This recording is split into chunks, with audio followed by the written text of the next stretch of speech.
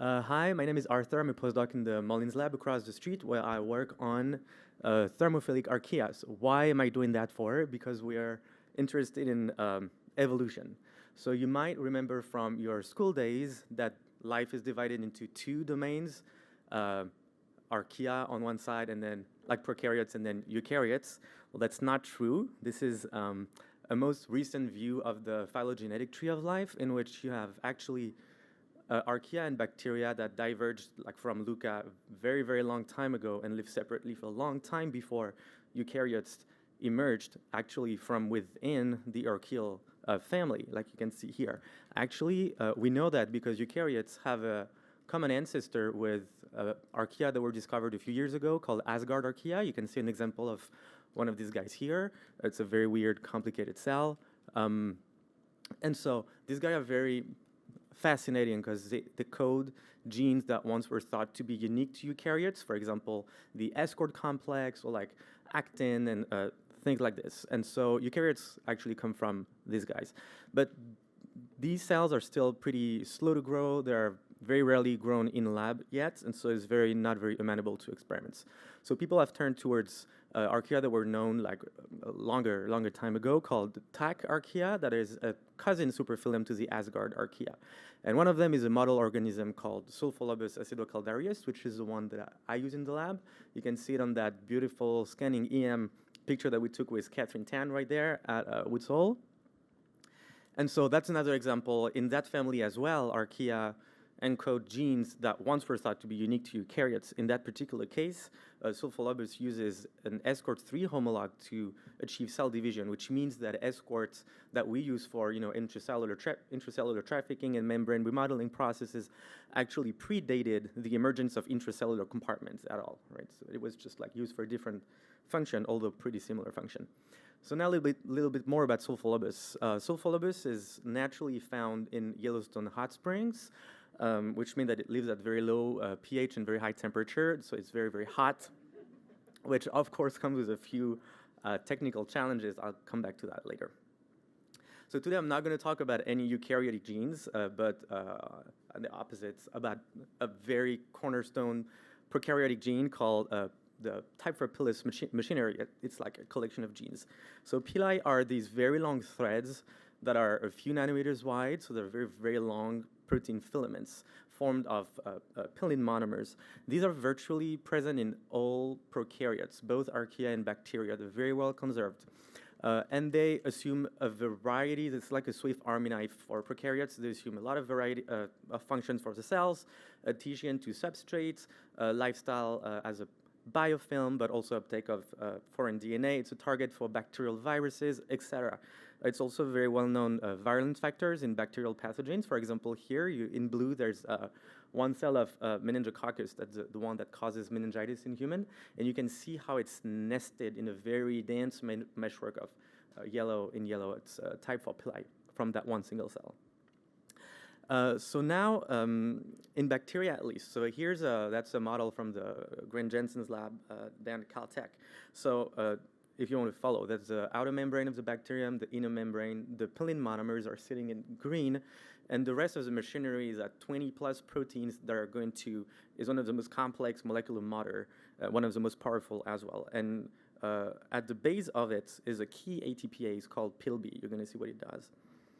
So at the base of that machine, the ATPase gives kind of a torque to the system and is going to take these pilin monomers from within the membrane, extract them, and put them together into fibers, so into a polymer, and that polymer is going to assemble very fast and extrude from on the other side from the outer membrane. So that process is very fast. You can assemble up to 1 micron of polymer per second. This is extremely, extremely fast. And that fiber is a very stable protein fibers, resist to a lot of urea, heat. Because it's a very important organelle for the prokaryotes.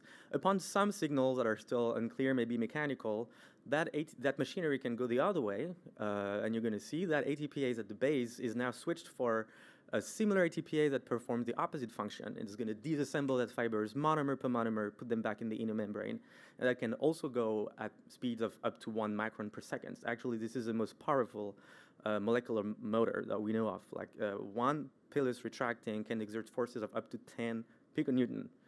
Sounds like not a lot, but it's actually a lot of newtons. So like I was saying, if you go back to our phylogenetic tree, in bacteria, that's how it works. And you have essentially pil-B and pil-T that are these two ATPases performing both direction assembly and retraction, which is what makes the cells so dynamic. Now, in archaea, there's no single species of archaea that possesses a pil-T retraction ATPase, only a pil-B. And like I was saying before, a lot of model archaea are extremophiles, and in that case, Sulfolobus.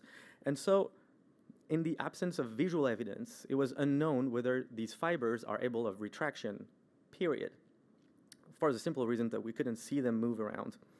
But in Dyke's lab, we developed one of the first methods to image cells at high temperature. So this is a DIC movie taken at 76 degrees Celsius, and the cells are just happy in their physiological conditions. And I hope you can appreciate, just like me, that they're very highly dynamic. They're moving around a lot while adhering to the substrates, which caused us to ask the question, is this type 4 pili mediated motility? And if that's true, it means that in archaea, can you retract a pilus fiber without a retraction ATPase, which sounds kind of paradoxical. So a little deeper into Sulfolobus, like in a lot of bacteria actually, you can have a lot of different subtypes of type 4 pili that can perfectly coexist in the same cell, and you see different kind of different functions. In Sulfolobus, you have the archilum first, which is kind of a thicker type 4 pilus that rotates and effectively works like a flagellum, but it's not a flagellum. Then you have slightly thinner ones called the adhesion pili, and then a third type that is uniquely expressed when you expose the cells to UV stress. But anyway, so what's important to remember is each of these subtypes is polymerized by their own ATPase. It means that if you want to knock down any specific subtype, you can knock out the ATPase and that subtype is gone. So you can address this kind of question very specifically. So what was kind of challenging is so twitching motility is usually very saltatory, very random and jerky. That's a hallmark of twitching motility. And so you want to track the cells at very high temporal resolution. So what we did is to do high temperature live cell microscopy of these Sulfolobus cells, and we use the latest version of TrackMate 7 to detect them as good as we can over long movies, like 1 frame per second. You can see the wild type moves around. And now if you delete specifically the archilum or the UV-inducible pili, the cells are just able to move around just as well. Now if you delete the adhesion pili, you can see that the cells barely wobble around themselves, right? So they're just describing that trajectory that is just like a wobbling trajectory. So we imaged hundreds of cells in independent experiments, and we could extract hundreds of tracks. Here are some representative examples. You can see that only this one doesn't seem to move that far, and of course we could extract a lot of different parameters. The most telling is the track displacement, which is the total amount of distance traveled by the cells in 5 minutes of observation. And all the strains, mutant and wild type, moved the same amount, except for that guy right here, that is adhesion pili deficient mutants. So pretty clear, straightforward results.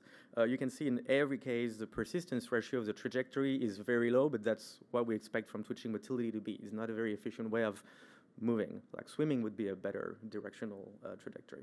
So these experiments showed us that one, Sulfolobus exhibits bona fide twitching motility, and two, that this twitching motility is specifically mediated by that one subtype of pili called adhesion pili. So of course that's kind of visually an indirect evidence, but it suggests that the fibers can retract. So to try and directly observe this, we incubated the cells with a Alexafluor NHS ester dye, which reacts with all the proteins of the cell surface, which is why here the cell bodies are extremely bright, but if you push the contrast even more, you can start to see these fibers emerge from the field of view. So I hope you can appreciate this is also high temperature, super resolution fluorescence microscopy. So you see these two cells adhering by the tip of their pilus, and as the pilus retracts, the cells move along. That's just a different example with cells with more pili, and they kind of spider-manning their way around. It's kind of fun, very cute. They look like little spiders, which made me like them a little less.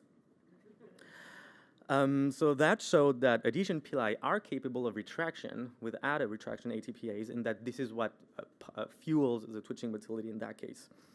So remember I told you that in bacteria, everybody has a retraction ATPase. That's not completely true.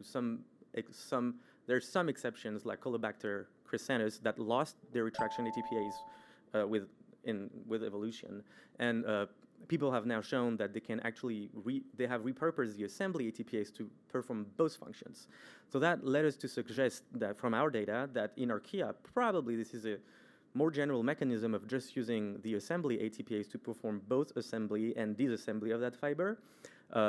Might be a very common mechanism in archaea. And further down the line, that kind of tends to show that in Luca, that we kind of think had a type 4 pilus machinery as well.